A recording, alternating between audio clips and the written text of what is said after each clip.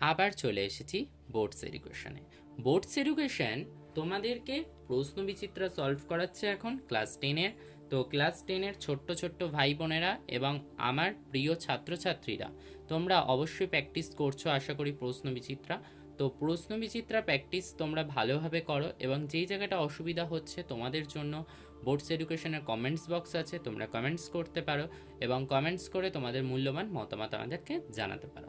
ওকে, তো চলো আজকে শুরু করি ক্লাস 10-এর মডেল কোশ্চেন পেপার 3-এর 2 নম্বরের অঙ্কগুলো। আগের দিনের অঙ্কগুলো বা বিগত মডেল পেপারগুলো যারা দেখোনি সলভগুলো, তাদের যদি কোনো চিন্তা না থাকে তার জন্য আমি ডেসক্রিপশন বক্সে লিংক দিয়ে রেখেছি, তো সেখান থেকে তোমরা অবশ্যই দেখে নিতে পারো আগের দিনের ভিডিওগুলো। এবং এবং আগের দিনের ভিডিও যদি কোনো প্রবলেম থাকে অবশ্যই কমেন্টস করতে পারো আমাকে, ঠিক আছে? আর তাছাড়াও বিগত মানে 2022 সালে যারা মাধ্যমিক দিয়েছে, মানে তোমাদের দাদা দিদিরা, তো তাদের টেস্ট পেপার সলভিংয়ের যে কোশ্চেনগুলো ছিল মধ্যশিক্ষা পর্ষদ থেকে, সেগুলোও রয়েছে, তো সেগুলোও তোমরা দেখতে পারো, সেগুলোতেও তোমাদের হেল্প হবে অঙ্কতে। আর তাছাড়াও যদি আমি সব কটা চ্যাপ্টার করে দিইনি, কিছু করেছিলাম, আর যেগুলো করিনি সেগুলো যদি তোমাদের প্রয়োজন থাকে তোমরা আমাকে বলতে পারো, আমি অবশ্যই তোমাদেরকে সলভ করে দেব, ঠিক আছে? চলো আজকে শুরু করি 2-এর অঙ্কগুলো। বলেছে নিম্নলিখিত প্রশ্নগুলির উত্তর দাও। 2-1 বলেছে বার্ষিক 10% চক্রবৃদ্ধি সুদের হারে কত বছরে 5,000 টাকার সমূল চক্রবৃদ্ধি 6,500 টাকা হবে নির্ণয় করি। ঠিক আছে, এটা বলেছে তোমাদের অঙ্কতে। তাহলে আমাদের পেজ নাম্বার কত? পেজ নাম্বার হচ্ছে 107। 107 নাম্বার পেজে 2-1 নাম্বারের অঙ্ক। তো 2-1-এ মনে করি আমরা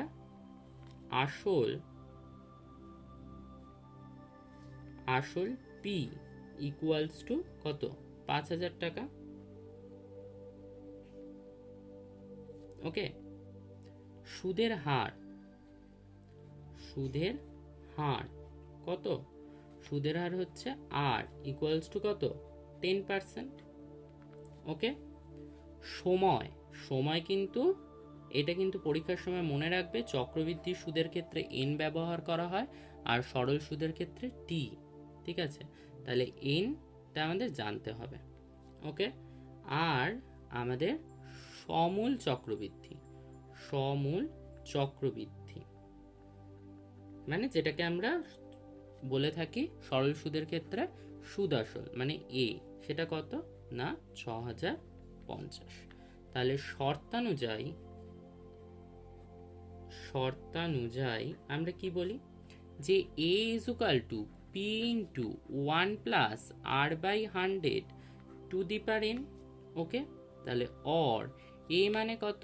6,050, পি মানে কত? 5,000, আর 1 প্লাস আর বাই 100, তাহলে r by 100 to the power n, sorry r এর মান হচ্ছে 10, ঠিক আছে, to the power n, n এর মানটা আমরা জানি না, তাহলে অর তোমরা এখানটাতে কি করতে পারো? অর দেখো, এইটাকে আমরা এই পাশে নিয়ে আসতে পারি 6,050 বাই 5,000 নিয়ে আসতে পারি, তাহলে ইকুয়ালস টু কত হয় দেখো, এটাকে যোগ করো তাহলে এরকম হয় না, টু দি পাওয়ার এন। তাহলে অর এখানে কি হবে? 0 কেটে যাবে, 5 দিয়ে যদি কাটো তাহলে 100, 5 দিয়ে যদি এটাকে কাটো তাহলে 121। ঠিক আছে, তাহলে এবার কত হবে? 121 বাই 100 ইকুয়ালস টু কত হচ্ছে? এখানে দেখো তোমাদের হচ্ছে 110 by 100 to the power n. তাহলে অর এখানে কি হবে? এটাকে আমরা লিখতে পারি 11/10 স্কোয়ার, আর এটাকে লিখতে পারি কি 11/10 টু দি পাওয়ার এন। তাহলে আমাদের কি হচ্ছে? এটা কেটে যাচ্ছে, তাহলে আমরা লিখতে পারি এন ইকুয়ালস টু 2। ঠিক আছে, তাহলে আমাদের বছরটা কত লাগছে? কতটা বছরে হচ্ছে না 2 বছর সময়ে আমাদের এটা পাচ্ছি এই টাকাটা। ঠিক আছে, ওকে। তাহলে আমরা পরের অঙ্কতে যাব। তাহলে ইনইকুয়ালস টু 2। চলো এবার আমরা দেখি 2-এর 2 নম্বর অঙ্কটা। বলেছে x square minus 22x plus 105 equals to 0 equals to 0 সমীকরণের বীজদ্বয় আলফা এবং বিটা হলে আলফা প্লাস বিটা এর মান নির্ণয় করো বলেছে। ঠিক আছে, চলো করে ফেলি। তাহলে প্রদত্ত সমীকরণটা, ঠিক আছে, তাহলে 2 নাম্বারে প্রদত্ত সমীকরণটা কি?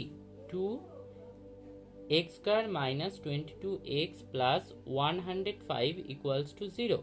এটা কি? এটা হচ্ছে আমাদের প্রদত্ত মানে আমাদের এটা দিয়ে দিয়েছে।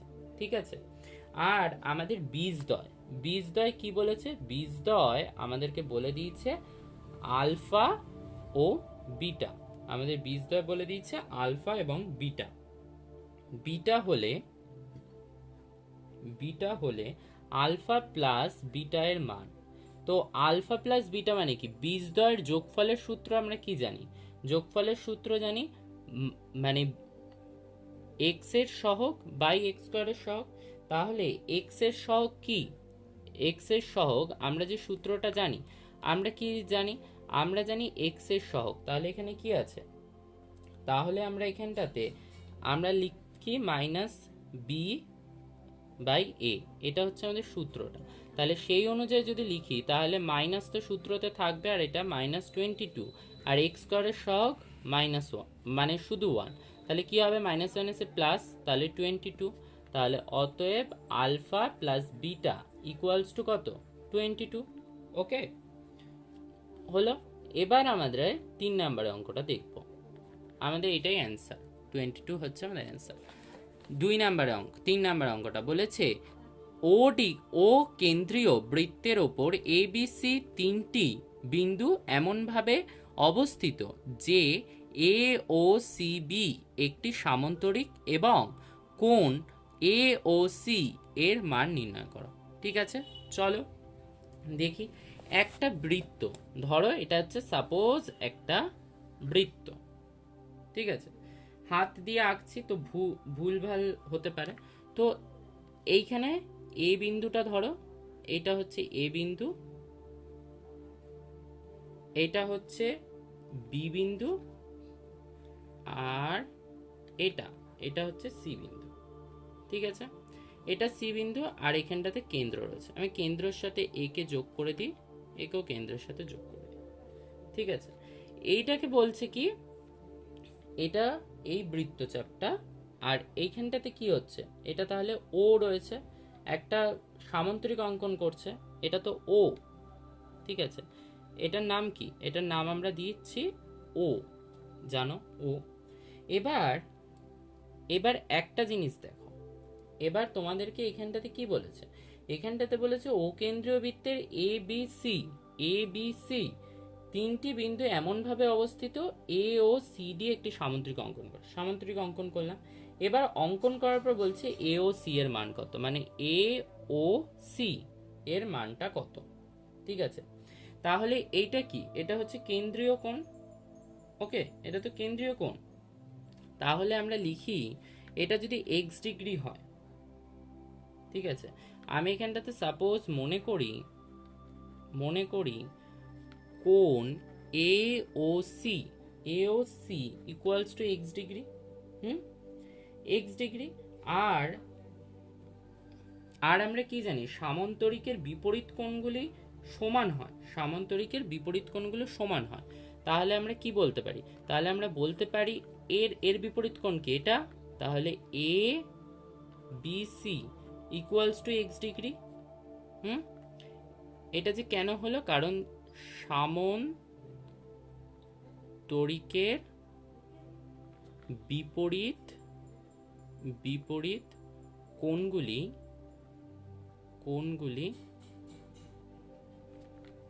পরস্পর সমান, এর জন্য আমরা বলতে পারি। ঠিক আছে, তাহলে এখন তোমরা এখানটাতে কি পাচ্ছ? এখন আমরা এই জায়গাটায় বলতে পারবো এটা ধরো একটা বৃত্তচাপ এ সি, একটা বৃত্তচাপ। এই বৃত্তচাপের দ্বারা কেন্দ্রীয় কোণ, কোনটা? কেন্দ্রীয় কোণ কোনটা হচ্ছে? কেন্দ্রীয় কোণ আমি এখানটাতে লিখি, এখন এসি, বৃত্ত চাপের দ্বারা গঠিত কেন্দ্রস্থ কোণ, কেন্দ্রস্থ কোণ পরিধিস্থ কোণের দ্বিগুণ। তাহলে কেন্দ্রস্থ কোণ কার দ্বিগুণ হবে? পরিধিস্থ মানে বৃত্তস্থ কোণ। তাহলে কেন্দ্রস্থ কোণ কে? কেন্দ্রস্থ কোণ এওসি তো কেন্দ্রস্থ কোণ, এটা তাহলে কেন্দ্রস্থ কোণ এওসি। তাহলে এবং বৃত্তস্থ কোণ, তাহলে কোনটা হবে? বৃত্তস্থ কোণ হচ্ছে কোণ এ বিসি, বৃত্তস্থ কোণ এ বিসি মানে এই কোণটা, তাই তো? তাহলে আমরা কি বলতে পারি? তাহলে আমরা বলতে পারি এখান থেকে যে আমরা জানি একই চাপের ওপর অবস্থিত কেন্দ্রস্থ কোণ বৃত্তস্থ কোণের দ্বিগুণ, আমরা তো এটা জানি। তাহলে আমরা এখানটাতে বলতে পারি কি? অতএব আমরা বলতে পারি কোণ AOC equals to 2 into ABC, কেন্দ্রস্থ কোণ বৃত্তস্থ কোণের দ্বিগুণ, তাই তো? তাহলে এটা তাহলে দ্বিগুণ হবে। তাহলে আমরা এখানটাতে কি হবে দেখো, এটা তাহলে দ্বিগুণ যদি হয় তাহলে অর কি হবে? অর A O C equals to কি 2x ডিগ্রি, মানে এই কোণটা কি হবে? 2x degree AOC. তাহলে এটা আমাদের আসছে 2x ডিগ্রি। ওকে, তাহলে শর্তানুযায়ী কি হচ্ছে দেখো, এটা তাহলে একটা পুরো বৃত্ত তৈরি হয়ে যাচ্ছে না, গোল বৃত্ত। তাহলে 2x degree plus x degree equals to 360 degree. একটা গোটা বৃত্তের মান 360 ডিগ্রি। তাহলে অর্থাৎ মানে or 3x equals to 360, or x equals to কত হচ্ছে? 120। তাহলে x ইকুয়ালস টু হচ্ছে আমাদের 120 ডিগ্রি। তাহলে আমাদের x এর মান কত? তাহলে AOC এর মান হচ্ছে আমাদের 120 ডিগ্রি।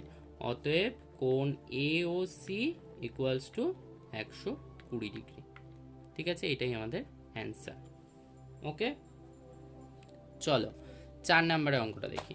4 নম্বরের অঙ্কটা বলেছে কি, এবি সিডি বৃত্তস্থ চতুর্ভুজের এবি বাহুকে এক্স বিন্দু পর্যন্ত বর্ধিত করায় কোণ X BC equals to 82 degree এবং কোণ এডিবি ইকুয়ালস টু 47 ডিগ্রি উৎপন্ন হয়। তাহলে কোণ বিএসি এর মান নির্ণয় করো। চলো করে এবার 5-এর অঙ্কটা আমরা করব। তো 5-এর অঙ্কটায় এটা বৃত্তটার মধ্যে এবিসিডি একটা চতুর্ভুজ, একটা চতুর্ভুজ এঁকে নিলাম। তাহলে এটা এ, এটা বি, এটা সি, এটা ডি নামকরণ করলাম। এটাকে এক্স পর্যন্ত বর্ধিত করলাম। ঠিক আছে, করার পর আমাদেরকে এখানে বলে দিল কি, বলে দিল এক্স বি সি, এই কোণটাকে বলে দিল আমাদের 82 ডিগ্রি। ওকে, এটাকে বলে দিল 82 ডিগ্রি। আর কি বললো? আর বলে দিল হচ্ছে আর একটা কোণ আমাদের বলে দিয়েছে এখানটাতে। কোন কোণটা বলেছে? না, বলেছি এ ডিবি। তাহলে আমাদেরকে এটাকে কর্ণ বরাবর সমদ্বিখণ্ডিত করতে হবে। তাহলে আমাদের এডিবি মানে এডিবি এই কোণটা হচ্ছে 47 ডিগ্রি। ওকে, এইটুকখানি জায়গা বুঝতে পারলে? তাহলে এই দুটো জায়গা আমরা লিখে নিই আগে। তাহলে কোণ এক্স বিসি ইকুয়ালস টু কত? 82 ডিগ্রি। আর কোণ এ ডিবি ইকুয়ালস টু 47 ডিগ্রি। এটা লিখে নিলাম। এবার আমরা এখানটাতে কি বলতে পারি? আমরা এখানটাতে এডিসি ইকুয়ালস টু 82 ডিগ্রি বলতে পারি। কেন না? এডিসি মানে কি? এডিসি মানে এই টোটাল কোণটা কত আমাদের? টোটাল কোণটা হচ্ছে আমাদের 82 ডিগ্রি টোটাল কোণটা। কারণ কেন? কারণ বৃত্তস্থ চতুর্ভুজের বহিস্থ কোণ বিপরীত অন্তস্থ কোণের সঙ্গে সমান হয়, মানে এই কোণটা এটার সঙ্গে সমান হবে, তার জন্য 82 ডিগ্রি। তাহলে এর যদি একটা কোণ, এখানের যদি একটা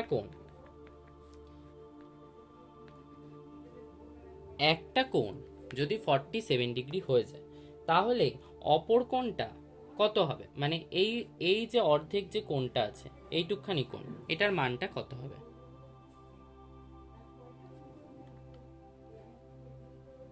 তাহলে এডিসি ইকুয়ালস টু কি হবে? 82 ডিগ্রি মাইনাস 47 ডিগ্রি। ঠিক আছে,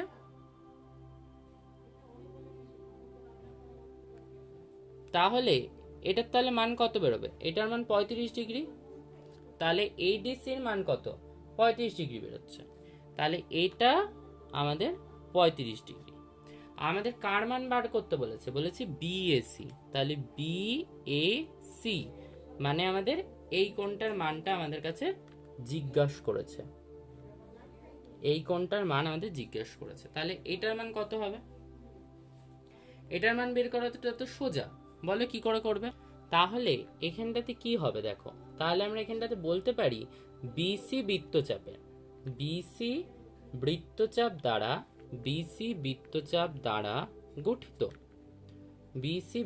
দ্বারা গঠিত দুটি বৃত্তস্থ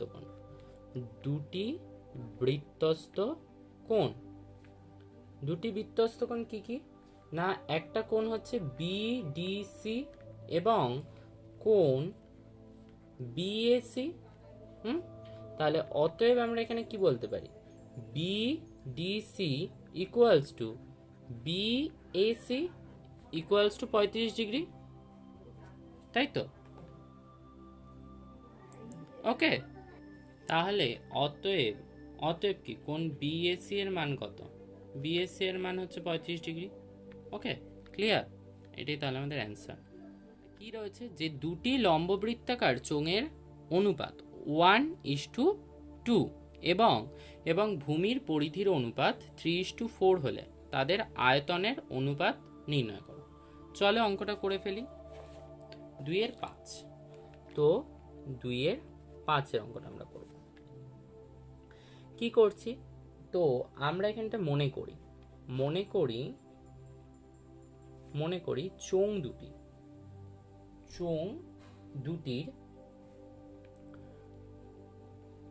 দুটির ব্যাসার্ধ যথাক্রমে R1 ও R2 একক। ঠিক আছে, ব্যাসার্ধটা বের করলাম। এবং উচ্চতা যথাক্রমে H1 ও H2 একক। ক্লিয়ার? এইটুকখানি ক্লিয়ার আশা করি, ধরে নিলাম। তাহলে অতএব আমরা বলতে পারি H1:H2।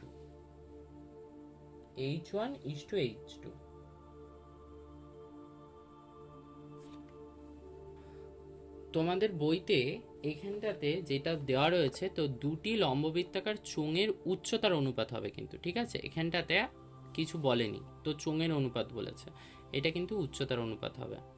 ওকে, এটা বইতেও দেখবে তোমাদের আছে। তাহলে H1:H2, তাহলে 1:2। ঠিক আছে, আবার কি আবার বলেছে ভূমির পরিধি, তাহলে 2πr হয়, তাহলে 2πr1 একটা, আর একটা কি 2πr2। ঠিক আছে, 2πr1 আর 2πr2, সেটা ইকুয়াল টু কি বলেছে? 3:4। তাহলে এটাকে যদি সমাধান করো তাহলে কি হয়?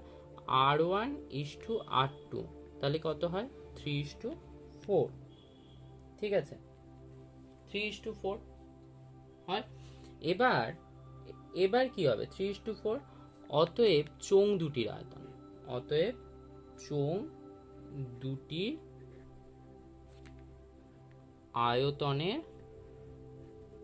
আয়তনের অনুপাত, অতএব চোঙ দুটির আয়তনের অনুপাত। তাহলে চোঙ দুটির আয়তনের অনুপাত কি? আমরা আয়তনের সূত্র কি জানি? Pi r square h. তাহলে আরেকটা হবে pi r two square h two, এটা এইচ ওয়ান আর এটা এইচ টু। ওকে, তাহলে এখানটাতে কি pi r one square h by pi r two square h two, এটা এইচ ওয়ান। তাহলে এখানটাতে কি হয় দেখো, পাই পাই কেটে যায়, তাহলে আর স্কোয়ার মানে আর ওয়ান স্কোয়ার আর আর টু স্কোয়ার, তাহলে এটা মানে কি 3/4 স্কোয়ার ইন্টু এইচ ওয়ান আর এইচ টু, তাহলে হাফ। তাহলে এটা মানে কি 9/16 ইন্টু 1/2, তাহলে ইকুয়ালস টু কি হবে দেখো, 16 দিয়ে 2 কোনোটা দিয়ে কাটাকাটি যায় না, তাহলে 9/32, তাহলে ইকুয়ালস টু কি হবে 9:32, তাহলে অনুপাতটা হবে 9:32। ঠিক আছে, চলো 3 নম্বরের অঙ্কটা নিয়ে এলাম। 3 নম্বরের অঙ্কটা কি আছে, একটি তাঁত সমবায় সমিতি যন্ত্রচালিত তাঁত ক্রয় করার সময় 15,000 টাকা ধার করে, 5 বছর পরে সেই ধার শোধ করতে সমিতিকে 22,125 টাকা দিতে হলো। ব্যাংকের বার্ষিক শতকরা সরল সুদের হার নির্ণয় করো। তো এই অঙ্কটা তোমাদের বইয়ের অঙ্ক, আমি তাও করিয়ে দিচ্ছি। আমি সরল সুদ করার সাথে সব অঙ্ক করিয়েছিলাম বইয়ের। যদি এখনও সেই ভিডিওগুলো না দেখে থাকো, ডেসক্রিপশন বক্সে লিঙ্ক আছে, সেখান থেকে তোমরা সেই ভিডিও দেখে নিতে পারো। আর বোর্ডস এডুকেশনের যদি প্রথম ভিজিটার হয়ে থাকো, তাহলে বোর্ডস এডুকেশনের লাল কালারের সাবস্ক্রাইব বাটন অপশানটা ক্লিক করে বোর্ডস এডুকেশনের একজন মূল্যবান সদস্য হয়ে যেতে পারো এবং তোমাদের মূল্যবান কমেন্টস আমাকে জানাতে পারো। বোর্ডস এডুকেশন তোমাদের সেই মূল্যবান কমেন্টসের গুরুত্ব দিয়ে তোমাদের যা অঙ্কের প্রবলেম সেটা নিয়ে আলোচনা অবশ্যই করবে। আর যারা এখনও টেস্ট পেপার সলিউশন আগের বছরে দেখোনি, সেগুলোকে কিন্তু প্র্যাকটিস করতে থাকো, কারণ মাধ্যমিকে কিন্তু আগের বছর এই বছর এরকম বলে কোনো কোশ্চেন থাকে না, তোমাদের সব অঙ্কই করতে হবে। ঠিক আছে, তো সব অঙ্ক করো। তো তোমরা টেস্ট পেপার সলিউশন করতে পারলে আগের বছরের থেকে টেস্ট পেপারগুলো সলিউশন করো, তাহলে কি হবে, তাহলে তোমাদের অঙ্ক সম্পর্কে জ্ঞান হবে যে কীরকম কোশ্চেন আসে পরীক্ষায়। ঠিক আছে, তো পরীক্ষার 1 মাস 2 মাস আগে করে কোনো লাভ হয় না, বছরের প্রথম থেকে শুরু করলে তোমাদের রেজাল্টটা ভালো হবে। ঠিক আছে, চলো শুরু করি 3 নম্বরের অঙ্কটা। 3, তো 3 নম্বরের অঙ্কটায় আমাদের প্রথমে আমাদেরকে কি বলে দিয়েছে, তাঁত সমবায় সমিতি। ঠিক আছে, তাঁত সমবায় সমিতি থেকে আমরা কত টাকা নিয়েছিলাম না 15,000 টাকা। ঠিক আছে, তাহলে আমরা 15,000 টাকা নিয়েছিলাম, মানে সেটা হচ্ছে ধারটা নিয়েছিলাম। তাহলে আসল আমাদের এটাই, তাহলে আসল, তাহলে পি ইকুয়ালস টু হচ্ছে 15,000, এই টাকাটা আমরা নিয়েছিলাম 15,000 টাকা। ঠিক আছে, সময় কতটা নিয়েছিলাম না, সময় আমাদের দিয়েছিল টি ইকুয়ালস টু 5 বছর। ঠিক আছে, আর সুদ প্লাস আসল আমাদেরকে দিতে হচ্ছে কত, সুদ আসল মানে এ কত দিতে হচ্ছে না 22,125 টাকা। সেটা থেকে যদি আমরা আসলটা বাদ দিয়ে দিই, তাহলে আমরা সুদটা পেয়ে যাব। ঠিক আছে, সরি, সুদটা আমি পরে বের করছি। এটা আমাদের কি দিচ্ছে, সুদ আসল, এই টাকাটা আমরা সুদ আসল দিচ্ছি। ঠিক আছে, এবার সুদ মানে ইন্টারেস্টটা আমাদের কত হবে, তাহলে 22,125 মাইনাস 15,000। ঠিক আছে, তাহলে ইকুয়ালস টু আমরা কত আসছে 7,125 টাকা। 7,125 টাকা। আর মনে করি সুদের হার আর সুদের হারটা আমরা জানি না, তাহলে সুদের হার হচ্ছে আমাদের আর। ঠিক আছে, 8%। তাহলে প্রশ্নানুযায়ী আমরা সূত্রটা কি জানি, সূত্রটা জানি হচ্ছে I = PRT/100।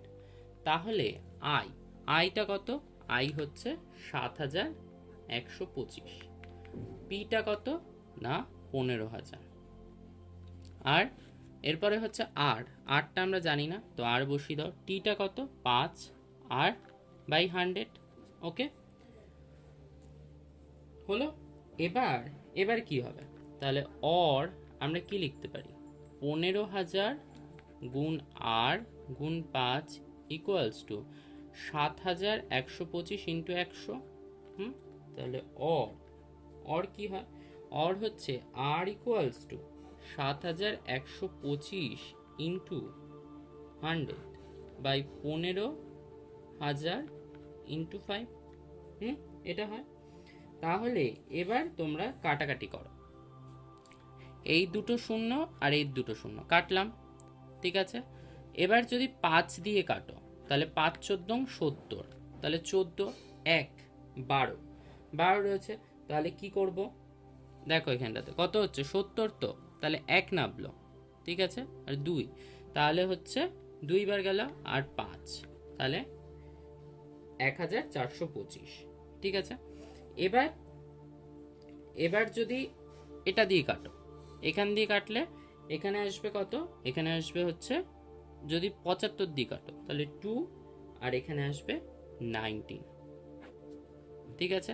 তাহলে আসবে অর, এখানে আসছিল 19/2, আর আর ইকুয়ালস টু 19/2। 19/2 মানে কত? 19/2 মানে হচ্ছে আমাদের 9.1/2। এটা হচ্ছে আমাদের পার্সেন্ট বেরোলো, 9.1/2%, ঠিক আছে। মানে কত? অতএব আর ইকুয়ালস টু আমরা লিখতে পারি 9.5%, মানে 9.5%, ঠিক আছে। তাহলে আর এর মান হচ্ছে 9.5%, ঠিক আছে। ওকে, এবার অথবাটা। অথবায় বলেছে শোভনবাবুর ওজন 80 কিগ্রা, ঠিক আছে। ওজন কমানোর জন্য তিনি নিয়মিত হাঁটা শুরু করলেন। তিনি ঠিক করলেন যে প্রতি বছরের প্রারম্ভে যা ওজন থাকবে তার 10% হ্রাস করবেন। তার কি করবে না, 10% সে হ্রাস করবেন। 3 বছর পরে শোভনবাবুর ওজন কত হবে নির্ণয় করো, ঠিক আছে। চলো করে ফেলি অঙ্কটা।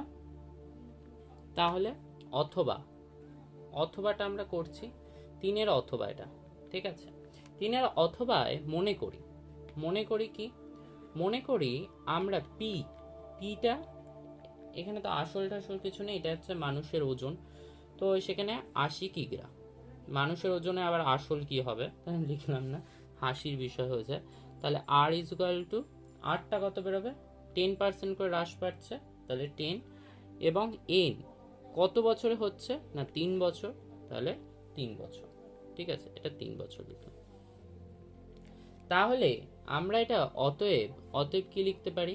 3 বছর পরে, 3 বছর পরে শোভন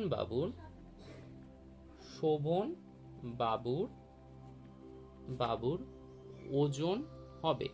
শোভন বাবুর ওজন কত হবে না, পি মানে P into 1 minus r by 100 to the power n, মানে 3, তাহলে এত কিগ্রা। ওকে, তাহলে এটা 80 হলো, আর এখানে কত হবে? 100 মাইনাস 10 বাই 100 কিগ্রা, তাহলে 80 ইন্টু, আমরা এটা কি লিখতে পারি? 90/100, আর এটা 90/100, কারণ কিউব বলেছে, তাই তো, কিউব বলেছে তো, তাই 90/100 লিখলাম কিগ্রা। এবার দেখো এই শূন্য কাটলো, এই শূন্য কাটলো, এই শূন্য কাটলো, তাহলে নিচে কত আসছে? নিচে 1000 আসছে, ঠিক আছে। আর ওপরে 9×9=81, আর এটা দিয়ে 729, 729কে 8 দিয়ে যদি গুণ করো তাহলে কত হবে? 5832 এত কিগ্রা, ঠিক আছে। আর 0 ছিল, 0টা বসিয়ে দিলাম, এই 0 কেটে দিলাম, তাহলে কত হচ্ছে দেখো 100, এটা হচ্ছে মানে 5832/100, তাহলে আমরা এটা লিখবো, দুটো ঘর পর পয়েন্ট যাবে, তাহলে 58.32 কিগ্রা, তাহলে তার ওজন এতটা করে কমবে। ওকে, ঠিক আছে, এটা হয়ে গেল। আজকে আমাদের এইটুকু অবধি অঙ্কটা থাকলো। পরবর্তী দিন আমরা বাকি অঙ্ক নিয়ে খুব শিগগিরই আসব। তো তোমরা এতদিনে ভালো থেকো এবং বোর্ডস এডুকেশনের পাশে থেকো। বোর্ডস এডুকেশন তোমাদেরকে হেল্প করার জন্যই বোর্ডস এডুকেশন, ঠিক আছে? আর ভিডিওটা কেমন লাগলো কমেন্ট বক্সে জানাতে ভুলবেন না। Thank you for watching.